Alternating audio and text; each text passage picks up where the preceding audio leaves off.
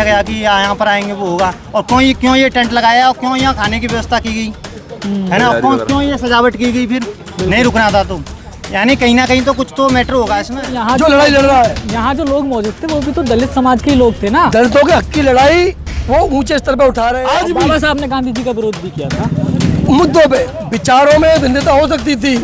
हाँ, तो उन्हीं मुद्दों के आधार पे कांग्रेस को दलित वोट नहीं मिल पाता ना।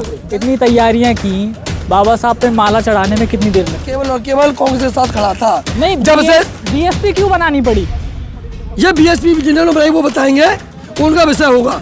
लेकिन तो आपके नजरिए से बीएसपी का गठन थोड़ी देखेंगे, बीएसपी की नजरों से देखेंगे तो वो बीएसपी वाले बताएंगे ना वो लोग क्यों बनाई थी। लेकिन मैं क्या कह रहा हूँ, दलित जब तक कांग्रेस में था, सुरक्षित था, सम्मानित था, बड़े बड़े पदों पे था। आप कह रहे हैं बीएसपी के आने के बाद दलित की स्थिति गिर गई जी, आप सामाजिक नहीं हो पाएगी। यहाँ पे भीड़ कम होती और राहुल गांधी जी रुक जाते, ये अपने आप में बड़ी खबर होती कि नहीं होती, लेकिन नहीं रुके तो दुख हुआ कि नहीं। भीड़ ना दुख का तो मतलब में कांग्रेसी हम बहुत साहसी हैं कि जब अंग्रेजों से लड़ने का समय था तो गांधी ने अकेले संघर्ष चालू किया और उन अंग्रेजों को इस देश से भगा दिया। जय भीम दोस्तों, आप देख रहे हैं दी आउटकास्ट इंडिया, मैं हूं हितेश। आज जो है भारत जोड़ो यात्रा जिला हाथरस से निकलनी थी, जिसमें पहले सासनी फिर हाथरस शहर कवर करना था, और राहुल गांधी यहां आए तो सही लेकिन कब निकल गए पता नहीं चला। यहाँ पे एक कार्यक्रम होना था, यहाँ पे आप मंच सज रही है छोटी सी, यहाँ पे राहुल गांधी जी को आना था एक तरीके से, उनको रोकने की पूरी तैयारियाँ थी और यहाँ पे कई लोग मौजूद थे, पर जो है बाबा साहब का ये पार्क है, यहाँ पे राहुल गांधी नहीं रुके। आप देख सकते हैं इधर, यहाँ पर जो कुर्सियाँ थी वो भी अब यहाँ से समेट ली जा रही हैं और राहुल गांधी को यहाँ से निकले हुए आधा घंटा भी नहीं हुआ है। आप ज़रा इधर आएँ तो ये बाबा साहेब अम्बेडकर का पार्क देखें आप।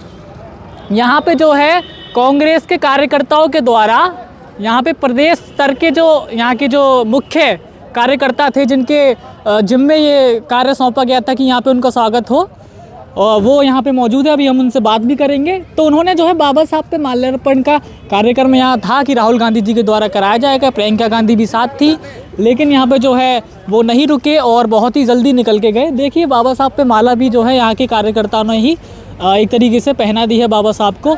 यहाँ के जो कुछ लोग हैं इनसे बात करते हैं कि राहुल गांधी रुके यहाँ पे।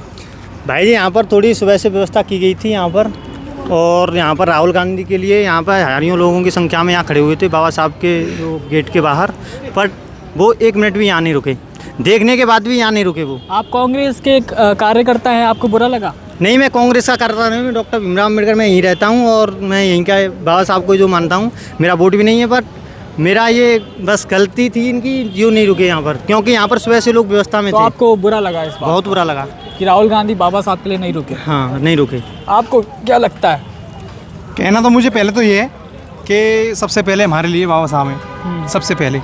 आज हम जहाँ भी हैं तो बाबा साहब की बदौलत खड़े हुए हैं, यहाँ पर भी हैं, और यहाँ पर भी ये पीछे देख रहे हैं बाबा साहब की प्रतिमा लगी हुई है। राहुल यहाँ रुकने की बात नहीं है, वो गाड़ी से तुरे ही नहीं है सर।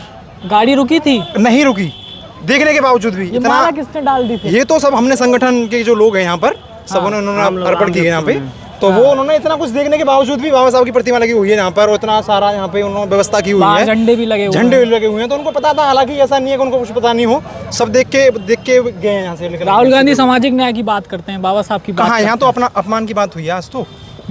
यहाँ बाबा साहब का हमारा तो बाद में पहले बाबा साहब का अपमान हुआ है। तो चलिए यहाँ पर जिन्होंने कार्यक्रम कराया था उनसे बात करते हैं।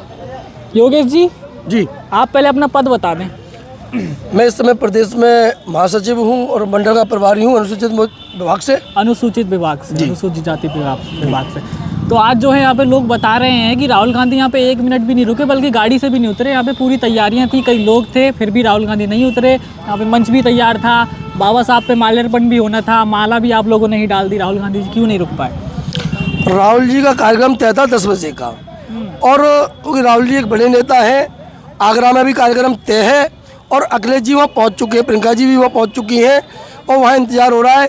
और यहाँ से जब निकलने में तो कई कार्यक्रम पीछे जो हुए उन कार्यक्रमों में थोड़ा वो लेट हो गए। मैं क्या कह रहा हूँ, कार्यक्रमों में लेट हो गए, लेट होने की वजह से वो जल्दी में यहाँ से जो जितने पॉइंट थे जल्दी में वो पॉइंट को क्रॉस करते हुए और केवल अपना हाथ लाके संकेत देते हुए इतनी तैयारियां की, बाबा साहब पे माला चढ़ाने में कितनी देर लगती?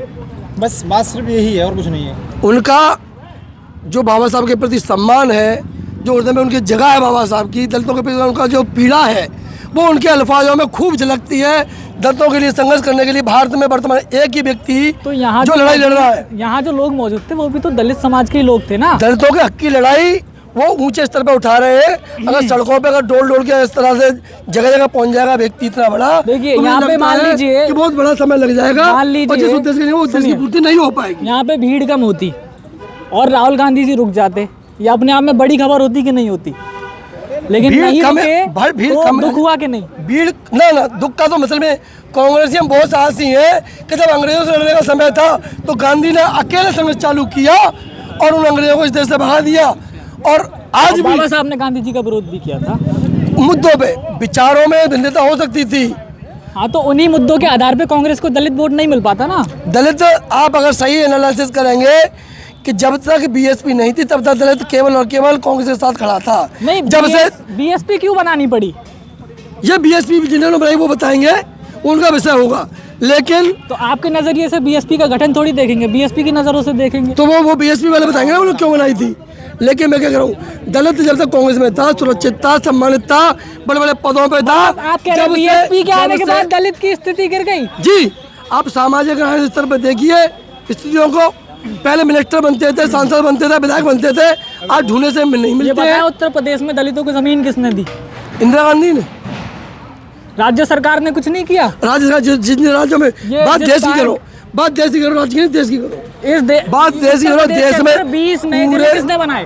पूरे भारत में दलितों को जमीनी पट्टे देकर इंदिरा जी गांधी ने मजबूत किया, स्ट्रॉन्ग किया और उसी का कारण है कि दलित धीरे धीरे आगे बढ़ा। उत्तर प्रदेश के अंदर कांग्रेस कुछ क्यों नहीं कर पाई? उसको वोट भी नहीं मिलता। उत्तर प्रदेश में जो हमारे कांग्रेस साथी थे उन्होंने अपनी राजनीतिक आकांक्षाओं की पूर्ति के लिए अपने राजनीतिक दल अलग अलग बनाए और समाज को तोड़कर जो राजनीतिक व्यवस्था थी लोकतंत्र की उसे कमजोर कर दिया। आज वो घटक दल के रूप में छुपे छुपे बढ़ रहे हैं। मेरी बात सुनिए, पूरे देश में वर्तमान समाजवादी सरकार लड़ने के लिए अकेला नेता लड़ रहा राहुल गांधी। सुनिए, आपने अभी कहा कि राहुल गांधी जी दलितों के लिए लड़ रहे हैं। दलित पूरे देश के लिए वोट नहीं देते, ठीक है, बाकी दलितों की पार्टियां कुछ करती नहीं है, तो आप दलित कहाँ जाएं फिर? दलितों के लिए रुकते भी नहीं है राहुल गांधी। ये दलित भाइयों को सोचने का विषय है कि वो वोट अगर नहीं देना चाहते या किसे देना चाहिए, उनका विशेषाधिकार है। देखो, पिछली बार विधानसभा में 3000 वोट आए। राहुल गांधी दलितों के मुद्दे पे बात करके केवल ये कह सकता है मैं तुम्हारी लड़ रहा हूँ, मुझे वोट करो, सपोर्ट करो। इस विधानसभा में 3000 वोट आए, रुकना था कि नहीं? ये डिपेंड करता है वोटरों पे कि वो वोट किसे देंगे। वर्तमान में एक सेकंड जरा मेरे बोलिए। जैसे कि ये भैया बोल रहे हैं कि भैया खड़े रहो।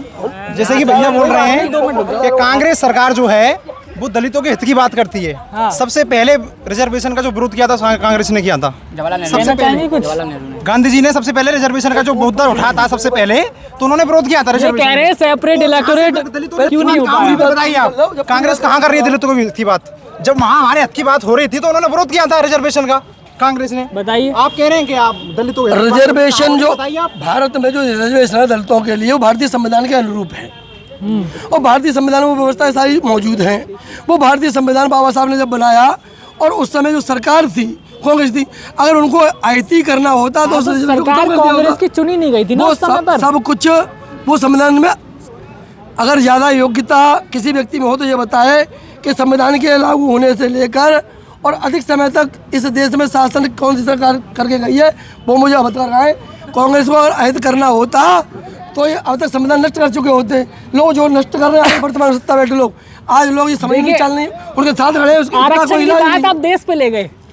आरक्षण संविधान में है, वो बचा हुआ था तब तक जब तक कांग्रेस थी। आज मोदी की सरकार उस आरक्षण खत्म कर रही है, लेकिन वो संशोधन की प्रक्रिया है। जो सत्ता में रहती है संशोधन अपने हिसाब करें, जैसे उनके लाभ दिखते हैं वो संशोधन होते हैं जनता को देखते हुए।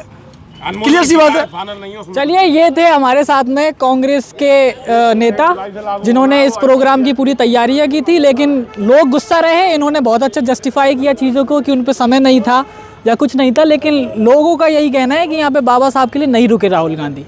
क्यों अंकल? हाँ, मैंने राहुल गांधी को आज तक पढ़ा था किताबों में और पहले यानी कि देखा होगा, बट पास्ट में क्या हुआ जो हो गया तो हुआ, लेकिन आज प्रेजेंट में जो आज हुआ है उसे देखना चाहिए। यही हाथरस है, जब हाथरस की बेटी के लिए राहुल गांधी जो है आए थे तब राहुल गांधी ने बहुत सुर्खियां बटोरी, लेकिन अब बाबा साहब के लिए नहीं रुके। नहीं नहीं, यही तो बात है। आज सबको पता था आज यहाँ रुकेंगे, कल से नहीं। इनके जो इन्होंने बताया था, ये क्या नाम है उनका, कुलदीप भैया जी हैं, वो पहले प्रत्याशी भी रहे हैं यहाँ कांग्रेस के। उन्होंने भी स्टेटस लगाया था, कल नहीं परसों लगाया था। और यहाँ जो जन कल्याण समिति है जो यहाँ पर अम्बेडकर पार्क की, उनको भी अवगत कराया था कि यहाँ पर 10 बजे के यहाँ राहुल गांधी आएंगे। जब उनको पता नहीं था यहाँ पर पॉइंट नहीं है, तो क्यों ये इतना वो बताया गया कि यहाँ पर आएंगे वो होगा, और क्यों ये टेंट लगाया, और क्यों यहाँ खाने की व्यवस्था की गई है ना, क्यों ये सजावट की गई, फिर नहीं रुकना था। तो यानी कहीं ना कहीं तो कुछ तो मैटर होगा इसमें। हमारा मतलब ये है कि यहाँ पर बाबा साहब की वजह से नहीं रुके ओनली राहुल गांधी, कहने का उनका आज यहाँ अपमान हुआ है। कुछ भी नहीं है, सरकार की तो अलग बात है, लेकिन मैंने आज तक तो वोट नहीं डाला, बट मेरा राहुल गांधी को वोट नहीं जाएगा।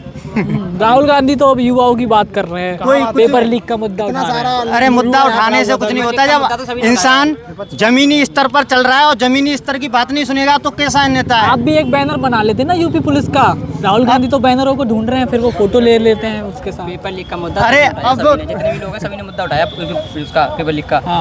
चाहे राहुल गांधी हो, चाहे ऑफलाइन चाहे ऑनलाइन मास्टर हो पढ़ाने वाले, चाहे अखिलेश यादव हो, चाहे हमारे माननीय चंद्रशेखर आजाद जी हो, सभी ने। और पेपर लीक हुआ है। अच्छा, आप भीम आर्मी से हैं? नहीं, सपोर्टर हैं। सपोर्टर है। तो यहाँ पे कांग्रेस में कैसे? कांग्रेस में काम था, लाइब्रेरी में पढ़ रहे हैं। अच्छा, लाइब्रेरी में पढ़ रहे थे, ठीक है, समझ गया। तो अभी जो यूपी पुलिस में जो पेपर लीक हुआ है उसका 6 महीने बाद होगा अगला एग्जाम, तो आपको क्या लग रहा है कि क्या फिर से हो सकता है? जो पेपर अभी लीक हुआ है वो पेपर आगे लीक हुआ, चाहे कोई रोक ना सके। और पेपर अब तक तो लीक है ना, 2014 तक पेपर लीक है, जब तक बीजेपी सरकार आई है। पेपर को बंद ना होंगे, लीक है वो, जांच करा देते हैं। 100 रुपये में पेपर लीक हो, 100 रुपये में आप बुलंद शर्मा। अच्छा, 100 रुपये में बताओ कि तो कहिए। तो अब आप क्या चाह रहे हैं? मतलब हम ये चाह रहे हैं बीजेपी ना आनी चाहिए, चकाचू हुई। अब ये बीजेपी के अलावा कौन लग रहा है फिर जो पेपर लीक ना कराए? तुम खुद सोचो। हमारे समाज की बात कर रहा हूँ। जैसे कि पेपर लीक कराने का सिर्फ एक उद्देश्य था, क्या? जब भी इलेक्शन आता है, जब भी किसी भी सरकार का हो, क्योंकि उनका रेवेन्यू होता नहीं, खत्म हो जाता, फंड खत्म हो जाता, फंडों को इकट्ठा करने के लिए वैकेंसी वांट करते हैं ये लोग, और उसको क्या होता निरस्त कर देते हैं। इन्होंने बहुत अच्छा एक ड्रामा करा इस बार। क्या ड्रामा करा कि हर जिले में, चाहे हाथरस जिला हो, एटा जिला हो, फरकाबाद जिला हो, कानपुर जिला हो, सब में पेपर सॉल्वर पकड़ गए, लेकिन उनके पास कोई ऐसी सामग्री नहीं मिली कि इसमें उन्होंने पेपर सॉल्व करके दिया हो। आपने उसको निरस्त करने का एक नया बहाना बना लिया साहब, सब जगह पेपर लीक आउट हो गया, पेपर निरस्त कर दिया। ना तो पब्लिक ये होती कि कोर्ट चली जाती कि साहब इस पेपर का जो रिजल्ट डिक्लेयर किया जाए। आपने एक नया फंडा उसमें लगा दिया कि साहब पेपर लीक हो गया, और लीक करके अगले 6 महीने में कराएंगे नहीं कराएंगे पता नहीं।